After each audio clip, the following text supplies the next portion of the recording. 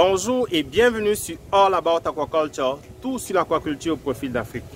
Il y a un secteur de l'aquaculture qui est sous-exploité, je dirais même inexploité sur le continent africain.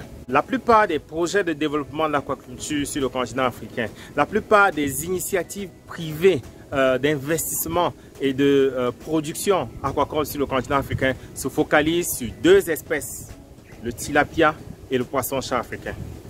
Ce sont en fait des espèces originaires de l'Afrique et qui ont été exportées à travers le monde et qui, bien entendu, sont en train de porter des fruits en termes de production aquacole dans plusieurs pays, que ce soit en Europe, en Asie, en Amérique du Nord et en Amérique du Sud. Force est de reconnaître que c'est maintenant qu'on voit beaucoup de compagnies aquacoles à travers le continent africain avoir une approche industrielle, une approche commerciale axée vers le marché. Donc ça, ce ne sont pas des choses qui se faisaient il y a 20 ans. Donc pendant plusieurs décennies, on était beaucoup plus dans l'aquaculture de subsistance. On était en train de promouvoir des techniques qui vont permettre quand même à lutter contre la malnutrition et ainsi de suite. Donc c'est maintenant là qu'on est en train de voir des gens qui se lancent dans l'aquaculture commerciale. Mais est-ce que la pisciculture du tilapia et du poisson-chat africain sont les seuls secteurs qui peuvent enrichir les gens? Je ne pense pas. Il y a une niche que beaucoup d'Européens, d'Asiatiques et de non-Américains ont déjà maîtrisée et dans laquelle ces gens-là sont en train d'investir, parfois même sur le continent africain. Je prends l'exemple par exemple de Madagascar. Ce dont je vais vous parler, dans l'espèce aquacole dont je vais vous parler, est déjà produite à Madagascar. J'ai été approché par des Français et des Belges il y a 2 ans pour les aider à établir et rendre productive leur écloserie pour cette espèce-là à Madagascar. Ce n'est pas un contrat que j'avais pris parce qu'on n'a pas pu s'entendre sur les termes du contrat. C'est une compagnie qui avait déjà l'écloserie de l'espèce en Belgique et en Espagne et qui voulait, en plus de faire du grossissement, donc de la production à Madagascar, avoir aussi l'écloserie. Donc, on ne s'est pas entendu, mais c'est juste pour vous dire à quel point les Européens sont en train d'exploiter ce secteur. C'est pareil pour la même espèce. Il y a aussi des Australiens et des Anglais qui sont en train d'investir au Kenya pour pouvoir exploiter le potentiel kenyan en termes de production de cette espèce-là. En Afrique de l'Ouest, il y a un Ghanéen qui s'est lancé dedans parce que ce Ghanéen a compris que c'est bien beau qu'on parle du tilapia, du poisson-chat africain, de l'hétérotis et tout, mais à combien est-ce qu'on peut vendre le kilogramme de tilapia? Quelle est la marge de profit quand on vend le kilogramme de tilapia à 2000, 2500? Quelle est la marge de profit quand on vend le kilogramme de poisson-chat africain à 2500, 3000? Remarquez que je ne dis pas qu'il ne faut pas continuer de produire le tilapia ou le poisson-chat africain. Même moi, je produis le poisson-chat africain. Mais ce que je veux vous dire, c'est que justement, il y a cette niche-là qui peut rendre des Africains multimilliardaires en 3 ans. Juste en 3 ans. Et c'est en fait la production de crevettes ou la crevetticulture. C'est un secteur important, c'est un secteur porteur sur le continent africain pour plusieurs raisons. Il y a plusieurs types d'espèces ou plusieurs espèces de crevettes qui sont cultivées. On a des crevettes d'eau douce par exemple comme le Macrobrachium qui n'est pas encore vraiment populaire parce qu'on ne maîtrise pas très bien son cycle de reproduction et tout et la gestion des maladies de l'écloserie.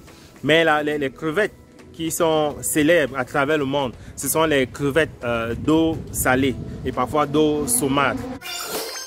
Alors pourquoi est-ce que je dis que la production des crevettes c'est vraiment un marché, c'est une niche dans le secteur de l'aquaculture en général? Il faut juste regarder le prix des crevettes sur le marché. Donc, dans les périodes d'abondance, quand on pêche bien la crevette et ainsi de suite, on peut avoir 1 kg parfois autour de 6 000 francs, un peu partout, 6 000 francs CFA à travers le continent africain. Mais généralement, quand ce n'est pas la période de pêche et que la majorité des crevettes vendues sur le marché, les gambas et tout, sont importées, ça peut monter jusqu'à 20 000 francs. Donc, vous comprenez aisément que le prix des crevettes peut aller de 3 fois à 10 fois plus que le prix du tilapia ou du poisson-chat africain. Bien sûr, les coûts de production aussi pour les crevettes sont beaucoup plus élevés, mais en faisant quelques calculs, on peut remarquer que la marge bénéficiaire au niveau des crevettes est beaucoup plus grande que pour le tilapia et le poisson-chat africain. Et là encore, il est important que je le précise. Je ne suis pas en train de dire qu'il faut qu'on néglige le poisson-chat africain ou le tilapia. Hein. Moi-même, je suis lancé dans la production du poisson-chat africain et j'accompagne beaucoup de personnes déjà dans la production du poisson-chat africain et dans le tilapia. Là, j'insiste sur le fait que je suis en train de vous parler d'une niche qui peut enrichir beaucoup de personnes. Et les enrichir pas en termes de milliers de francs CFA ou de millions, mais ça peut aller jusqu'au milliard.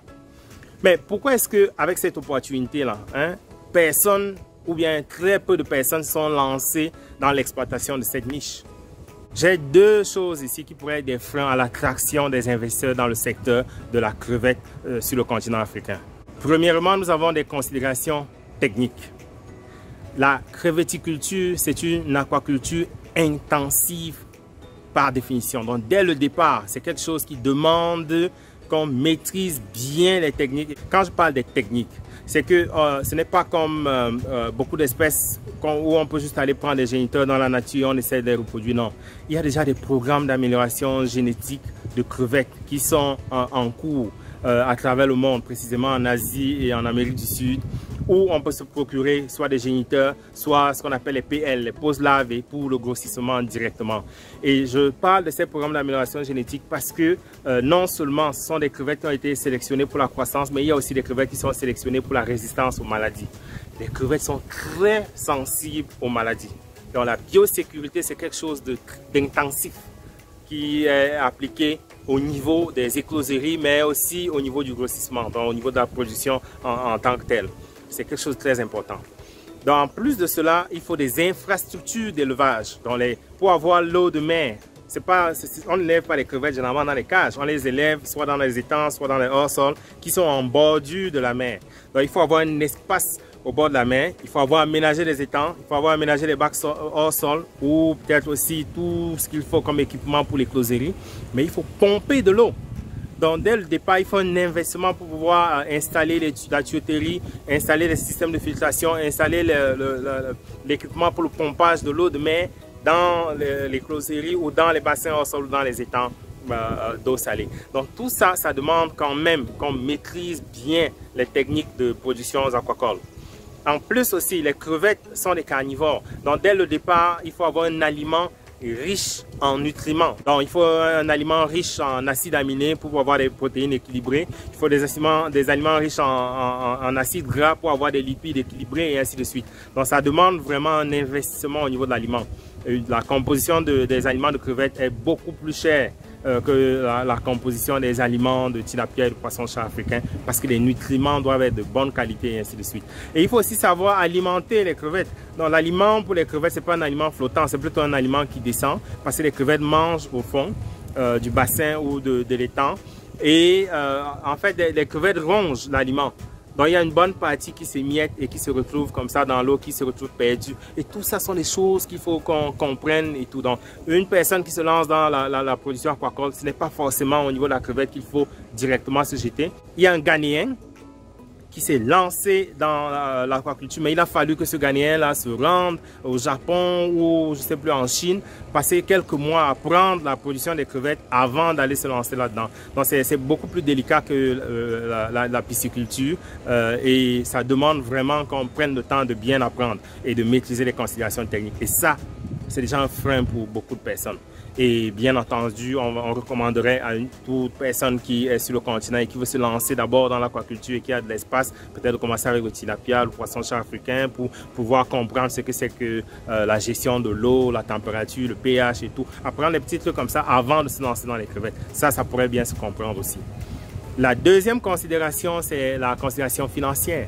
Ça, c'est un frein aussi parce qu'on ne parle pas quand on veut investir dans la production des crevettes de façon intensive, de façon commerciale, d'un investissement de dizaines de millions de francs CFA. Non, on parle de plusieurs centaines de millions de francs CFA d'investissement. Malheureusement, dans le secteur aquacole, on n'a pas beaucoup d'investisseurs encore. Il n'y a pas beaucoup de banques qui seraient prêtes à nous prêter de l'argent, même quand on a juste un projet de 3 à 5 millions de francs CFA. C'est encore considéré comme un secteur très risqué par beaucoup de banques, même les banques agricoles à travers le continent africain. Donc, on n'est pas encore rendu à ce stade-là.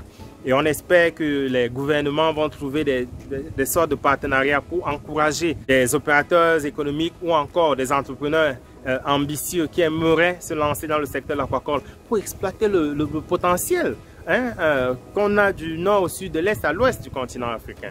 Donc ça aussi, c'est un frein qu'il va falloir surmonter, et c'est en discutant, comme on est en train de faire là, qu'on va attirer l'attention des pouvoirs publics et tout, de façon à ce que quand ils ont des projets de développement en aquaculture, qu'il y ait peut-être des considérations aussi pour la formation ou bien pour l'initiation du secteur. Donc avant qu'on ne se mette à le déclencher ou à l'accélérer, il faut quand même initier déjà les discussions à travers des formations, de la sensibilisation autour de l'aquaculture des crevettes, donc autour de la crevetticulture à travers le continent africain.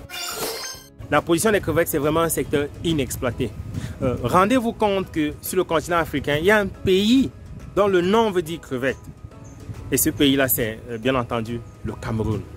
Beaucoup ne le savent peut-être pas, mais Cameroun, en fait, si on veut regarder l'étymologie du mot Cameroun, ça veut dire crevette. Pourtant, il n'y a pas encore de ferme de crevettes au Cameroun. Et vous devez, pour certains, être en train de demander comment ça se fait que Cameroun veut dire crevette.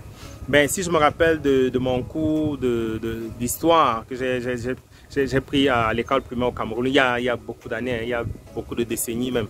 Et j'espère que les souvenirs là-dessus sont encore frais dans ma tête. Les Portugais, quand ils sont arrivés à la côte camerounaise, et ils sont rendus compte que dans la zone où le Vouri se jette dans la mer, il y avait beaucoup de crevettes. Et ils ont appelé la rivière, le Vouri en ce moment-là, Rio dos Camaroes. Et pour pouvoir situer le Cameroun sur la carte, ils ont appelé la zone Camaroes. Et quand les Allemands sont arrivés pour coloniser le Cameroun, ils ne pouvaient pas dire Camaroes, ils ont dit Cameroun. Bon, et quand les Français sont arrivés à leur tour, ils n'ont pas dit Cameroun, ils ont dit Cameroun. Et les Anglais ont dit Cameroun. Donc c'est de là que le nom Cameroun vient. Et vraiment, s'il y a des historiens qui écoutent cette chaîne, excusez-moi, hein, ou des Portugais ou des Africains qui parlent portugais comme les Angolais et tout, excusez ma prononciation et peut-être aussi le fait que je ne suis pas très précis au niveau de l'étymologie du nom Cameroun. Mais c'est juste de ça que je me rappelle. Pour terminer, je voudrais quand même refaire un petit pas en arrière et préciser que la pisciculture, du tilapia, du poisson-chat africain, de l'hétérotis sont des secteurs qui ne sont pas encore exploités à leur plein potentiel sur le continent africain et qu'on doit continuer de développer ces secteurs-là. On ne produit pas encore assez de poissons pour pouvoir satisfaire la demande locale.